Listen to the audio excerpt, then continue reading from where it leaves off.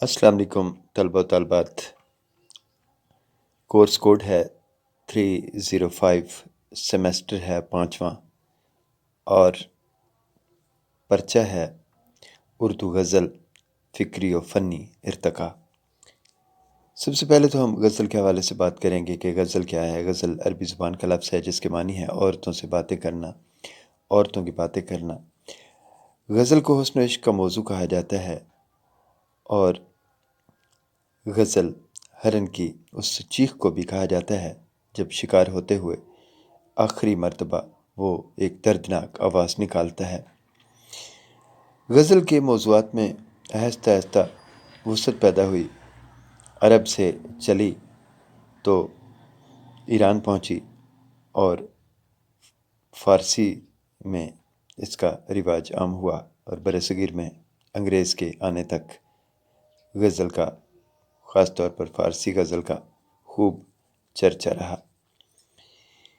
मीर तकी मीर का असल नाम मोहम्मद तकी और मीर तखल्लुस था। मीर के आबा व अजदाद हिजाज से दक्कन आए, वहाँ से अहमदाबाद गुजरात में आकर क़याम किया। आखिरकार अकबर आबाद आगरा में इस ख़ानदान ने मुस्तकिल तौर पर सकूनत इख्तियार कर ली। मीर 11 हिजरी 1723 ईस्वी में पैदा हुए। वालिद का नाम था मोहम्मद अली। अली मुत्तकी के नाम से मारूफ थे। इब्तदाई तालीम अपने वालिद और सैयद अमानुल्लाह से हासिल की। बचपन में मीर यतीम हो गए, इसलिए सौतीले खालू सिराजुद्दीन अली ख़ान अर्जू के पास चले आए। इन्हीं के यहाँ परवरिश हुई और वो ज़माना ऐसा था जब मुग़लिया सल्तनत का ज़वाल शुरू हो गया था। दिल्ली में आए दिन जंगों और बदअमनी का दौर रहता था। मीर का दिल बर्दाश्ता हो चुका, बाप का साया उठ गया था और मीर दुनिया में अकेले थे। यतीमी, बेकसी, बेबसी, बेरोज़गारी और अहले ज़माना की बेरुखी और सर्द मेहरी अपनों की बदसलूकी ने मीर की दुनिया को तारीख तर कर दिया था। तलाश माश के लिए मीर आगरा आ गए। यहाँ समसामुल दौला ने तरस खाया और 1 रुपया रोज़ पर उन्हें मुलाजिम रखा। नवाब साहब की मौत के बाद मीर को दरबदरी की ज़िंदगी गुजारना पड़ी। आपने लखनऊ का सफ़र इख्तियार किया। यहाँ उनकी मुलाकात नवाब आसिफ उद दौला से हुई, जो ख़ुद भी शायर थे और हुक्मरान भी। वो शायरों की कद्र किया करते थे। उन्होंने मीर का वजीफ़ा मुकर्रर किया। इस तरह बेरोज़गार होने के गम से मीर को कहीं निजात हासिल हुई। मीर तकी मीर नाजुक मजाज इंसान थे। उनकी आमद से लखनऊ की महफ़िलों में रौनक आ गई। हर तरफ उनकी शायरी का चर्चा होने लगा, लेकिन यहाँ आम लोगों में मेल मिलाप नहीं था। आपने लखनऊ के उमरा और नवाब साहब के कसीदे लिखे, हत्तुल मकदूर ये काम किया, लेकिन ज़्यादा इस तरफ उनकी रग़बत ना रही। वो अपने घर में रहा करते, यूं इंतहाई तन्हाई, बेकसी और दर्द व अलम का शिकार रहे। मीर ने 1225 हिजरी 1810 ईस्वी में लखनऊ में वफ़ात पाई और लखनऊ के कब्रिस्तान भीमपुर में उन्हें सुपुर्द खाक कर दिया गया।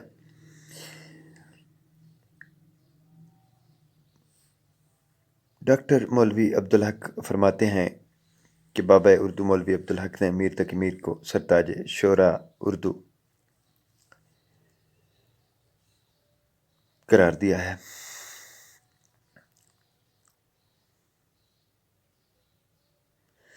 आपको खुदा सुखन और शहनशाह गज़ल कहा जाता है। आपकी शायरी में दर्द व अलम, इश्क व जुनून, ज़हनी कर्ब, हुस्न की तलाश, फ़रियाद व फ़ुगां, गिरिया व ज़ारी के अनासर पाए जाते हैं।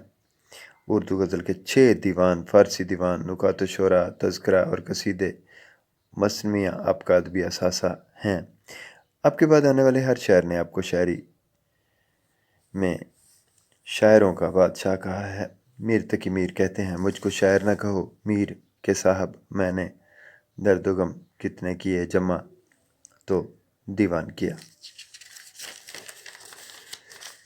میر کا جو غم کا تصور ہے ایسے شخص کی صحبت کے ابتدا انتہا کے نقطہ سے ہوتی ہے، اس لیے اکثر ناکام ہوتی ہے۔ میر کی عشق شاعری میں ناکامی اور محرومی کا احساس موجود ہے، لیکن جب اس پر تاریک ماحول نے اپنے سائے ڈالے تو اس میں سے زندگی کے کچھ عناصر چمک اٹھے۔ ڈاکٹر عبادت بریلوی نے میر کے غم کو اس طرح سے لکھا ہے کہ میر تقی میر کے والد پرہیزگار آدمی تھے، ہر وقت مصلے پر بیٹھے عبادت میں مصروف رہتے تھے۔ میر تقی میر ان سے سوال کیا کرتے تھے کہ ہر وقت مصلے پر بیٹھے رہتے تھے، تو ان کے والد نے کہا، بیٹا عشق کرو، پتہ چلے گا۔ لہٰذا میر تقی کو عشق ہو گیا، جس میں وہ ناکام ہوئے اور وہ دیوانہ وار پھرنے لگے۔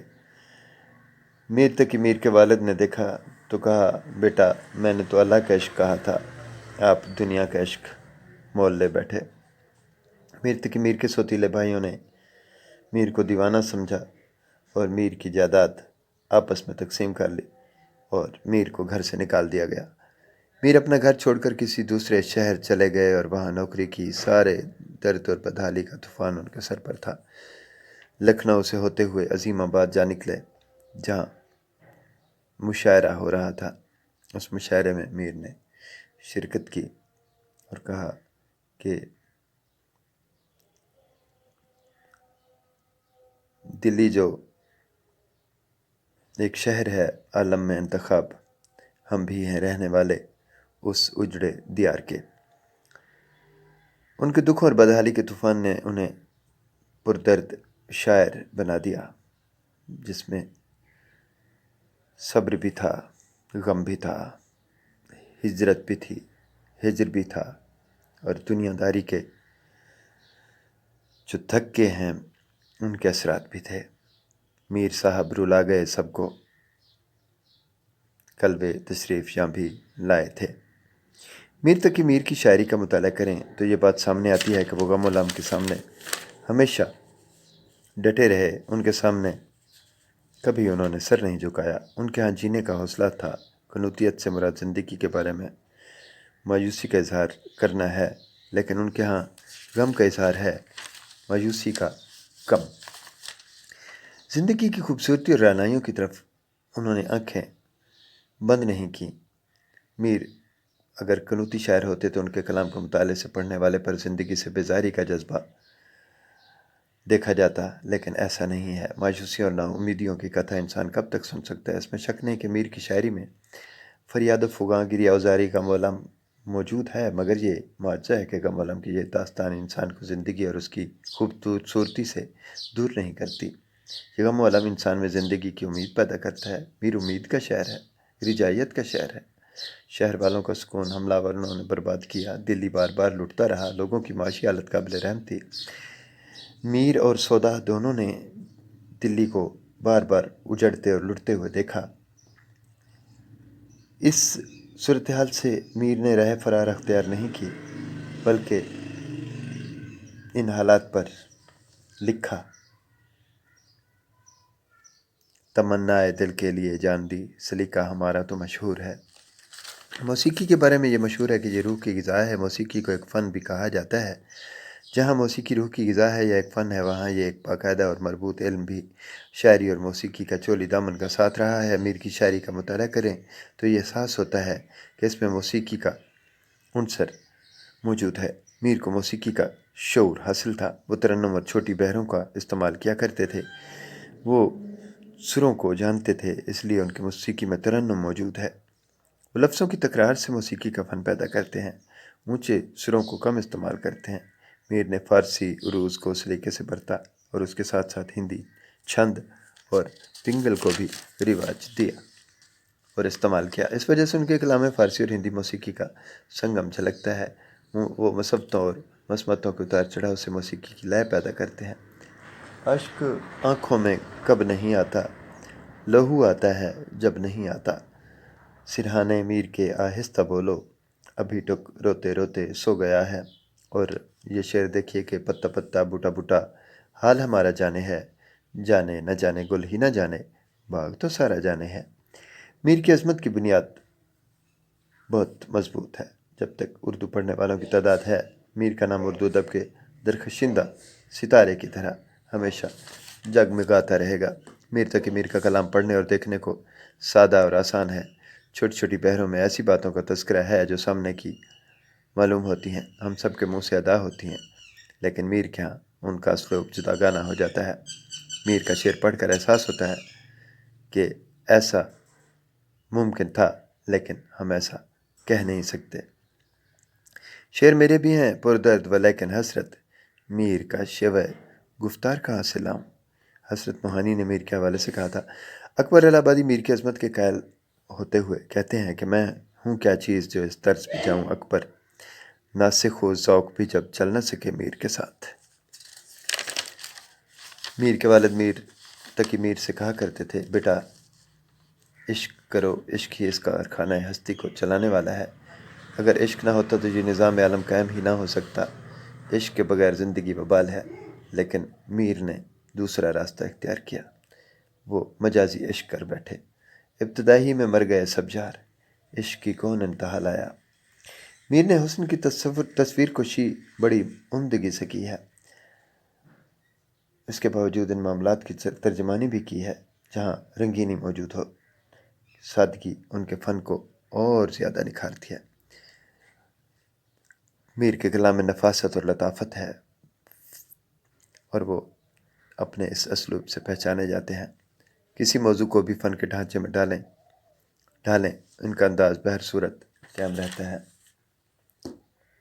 میرے نیم باز آنکھوں میں ساری مستی شراب کی سی ہے، نازکی اس کے لب کی کیا کہی ہے، پنکھڑی ایک گلاب کی سی ہے۔